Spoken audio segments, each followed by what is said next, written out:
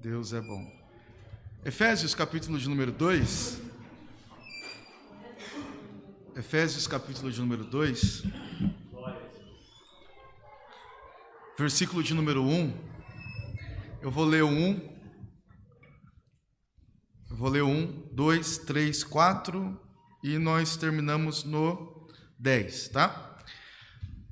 E vos vivificou, estando vós mortos em ofensas e pecados, em que noutro tempo andastes segundo o curso deste mundo, segundo o príncipe das potestades do ar, do espírito que agora opera nos filhos da desobediência, entre os quais todos nós também antes andávamos nos desejos da nossa carne, fazendo a vontade da carne e dos pensamentos, e éramos por natureza filhos da ira, como os outros também. Mas Deus, preste atenção nesse versículo, mas Deus, que é riquíssimo em misericórdia, pelo seu muito amor com que nos amou. Versículo 10, porque somos feitura sua, criados em Cristo Jesus para as boas obras, as quais Deus preparou para que andássemos nelas. E toda a igreja diga amém. Se assente, por gentileza. Paulo escreveu 13 cartas, que nós a chamamos como cartas paulinas. Dentre a maioria das cartas, sempre houver um tom, uma dinâmica de motivação, de orientação, pontos doutrinários. E Efésios não foi diferente. Só que algo me chama a atenção no livro de Efésios, por quê? Ou na carta de Efésios, porque Paulo vem trazendo uma doutrina sobre a salvação. Se você for olhar no capítulo de número 1, versículo 4, Paulo, por exemplo, vai falar sobre o processo de eleição, que Deus nos escolheu antes da fundação do mundo. Nós já fomos escolhidos por Deus, já estávamos estabelecidos no plano salvífico de Deus. No versículo 7, ele vai falar sobre a redenção de Cristo, que não foi com preço de prata, bronze ou ouro, mas foi com o precioso sangue de Cristo vertido na cruz. Então Paulo vem falando de pontos da salvação, a nossa eleição, a nossa redenção. No capítulo 2, ele vai mostrar na prática como se deu esse processo de salvação. E esse capítulo 2, do versículo 1 ao 10, nós podemos dividir aqui em 3 partes, pelo menos. A primeira parte é o que éramos antes da cruz, o que éramos antes do suor de sangue de Cristo vertido na cruz. O que éramos antes da crucificação. Paulo vem discorrendo qual era a nossa situação, a nossa vida, o nosso estado pecaminoso. Ele vem começando dizendo no verso 1, eu vou me atentar aqui, que estávamos mortos em ofensas e pecados. Essa palavra ofensas e pecados, Paulo não destrinchou de uma forma completa aqui em Efésios, mas ele corroborou com a ideia do que está escrito lá em Gálatas, capítulo 5, versículo 19 ao 21. Lá tem pelo menos 16 listas de pecados que estavam impregnados em nós. Ele vem falando da prostituição, da glutonaria, da bebedice, da lascívia, da mentira, dentre tantos, muitos pecados que estão descritos lá. Ele vem mostrando como era a nossa situação antes da cruz. Ele vem falando qual era o estado pecaminoso que andávamos. Nós estávamos presos em ofensas, pecados, e além de estarmos presos, mortos em ofensas e pecados, ele diz que o que guiava a nossa vida, no verso 2, nós vivíamos segundo o curso deste mundo, ou seja, a ideologia mundana. O que o mundo ditava, a nossa carne apoiava. Vou contextualizar para hoje, pastor Samuel. O mundo hoje quer ditar, não é? Droga não é pecado, aborto não é pecado, relacionamento homoafetivo não é pecado, dentre tantas outras áreas que poderíamos citar aqui, que o mundo está dizendo não é pecado. Aceitem, querem que nós aceitemos a pulso as ideologias que eles estão propagando. Paulo está dizendo, vocês viviam dessa forma. Vocês carregavam uma lista de pecados, vocês viviam conforme o mundo ditava, e além do mundo ditar a regra, quem estava por detrás do mundo ditando essa regra era o príncipe das potestades do ar, que é aqui o próprio diabo. Olha a nossa situação, olha como éramos antes da cruz de Cristo, cheios de pecados, ofensas, governados pelo sistema mundial, governados pelo próprio diabo. E Paulo vai dizer no versículo 3 que éramos por natureza filhos da ira. O que Paulo está dizendo é, herdamos a natureza pecaminosa, a natureza adâmica. Nós não conseguíamos controlar os desejos repulsivos, os desejos carnais. Gritava, falava, aflorava em nossa vida. Essa era a nossa situação antes da cruz. Paulo, entre linhas, está dizendo, olha, Lucas, você estava bonitinho, embalado, empacotado, ornamentado para ir diretamente ao inferno, para ser diretamente condenado, sem passagem de volta. Mas Paulo diz no versículo 4, que é a segunda parte desse capítulo, o que Cristo fez por nós, aleluia, o que Cristo realizou em nós. O versículo 4 diz, mais Deus, esse mais Deus é uma condicional, é como se Paulo estivesse dizendo, olha, você estava assim, Lucas, cheio de ofensas, delitos, pecados, mentiras, você estava sendo governado pelo mundo, governado pelo diabo, mas Deus colocou uma vírgula na sua história. Deus demonstrou o seu grande amor. Através do que? Através da sua misericórdia.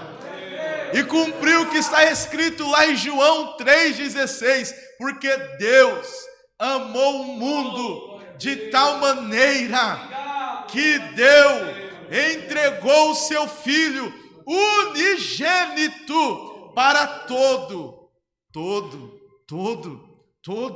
aquele que nele crê, não pereça, mas tenha a vida eterna.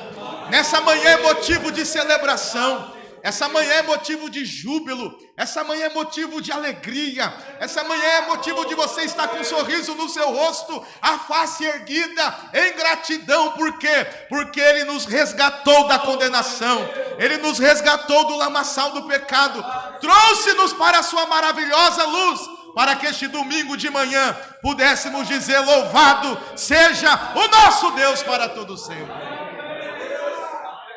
Ele nos resgatou, Ele nos amou, Ele nos perdoou, Ele nos resgatou.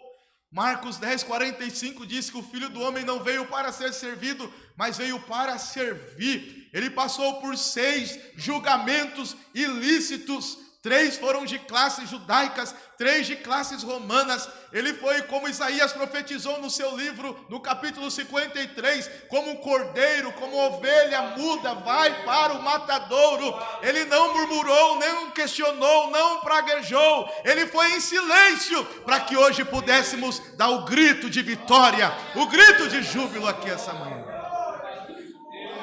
Aleluia, glória seja dada ao Senhor Jesus. A nossa situação era precária, mas o amor de Deus nos alcançou. Eu não trabalho no FBI, pastor Samuel. Eu acho que o senhor também não. Até que eu queria trabalhar no FBI, mas isso aí, Deus me chamou para outra coisa.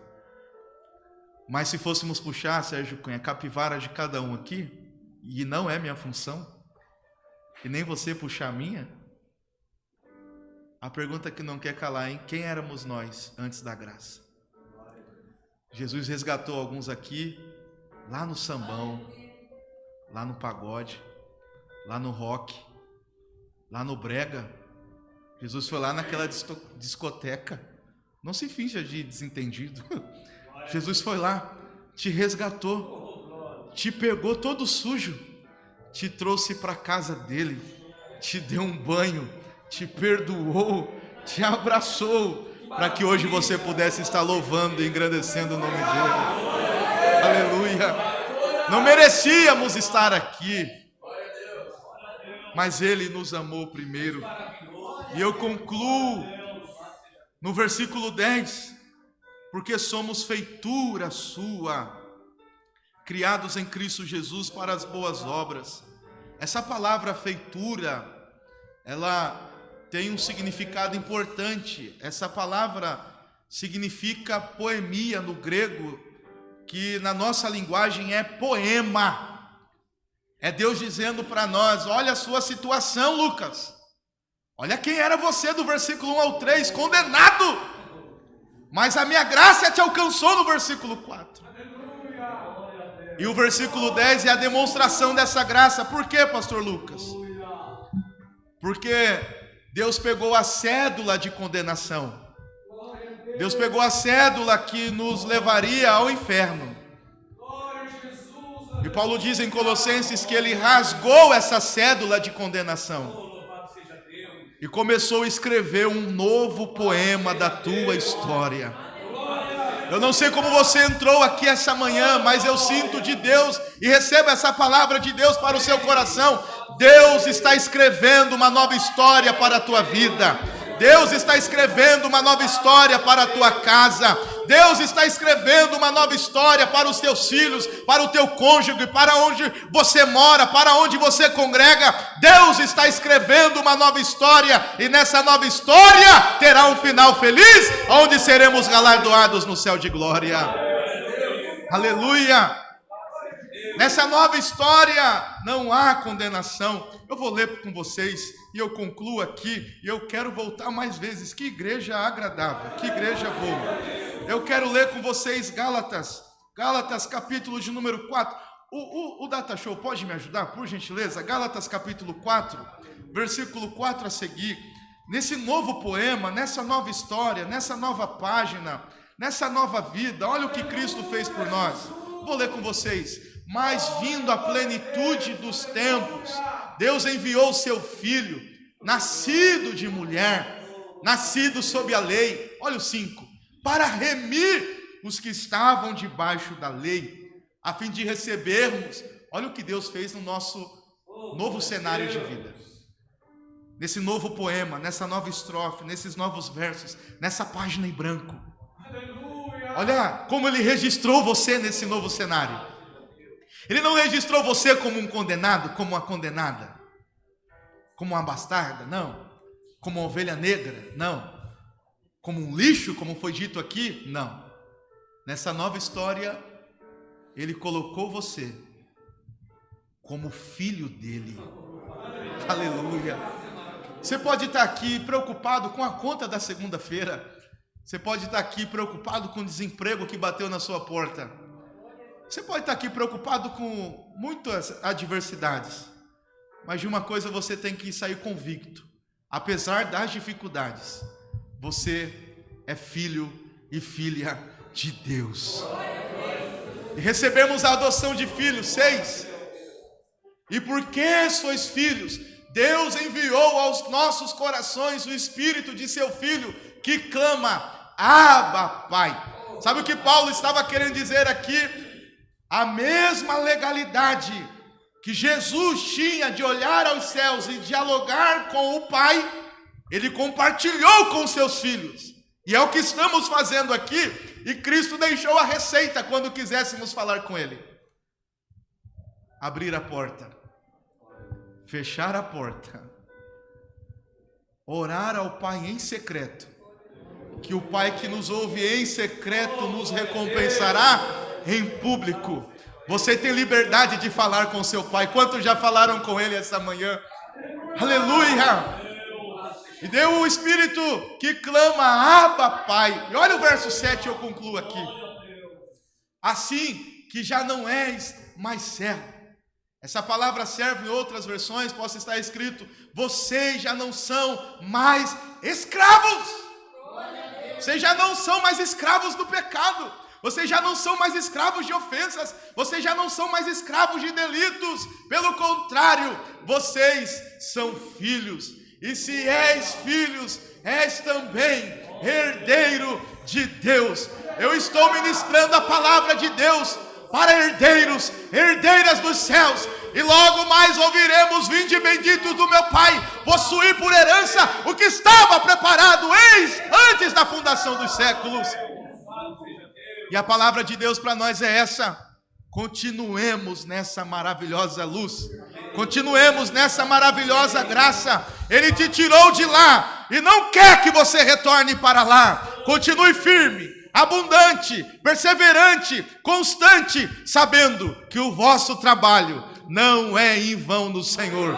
Receba a graça, receba o amor, receba a proteção de Deus, receba a paz de Deus, e que o nome do Senhor continue sendo glorificado nessa casa. Deus vos abençoe, em nome do Senhor Jesus.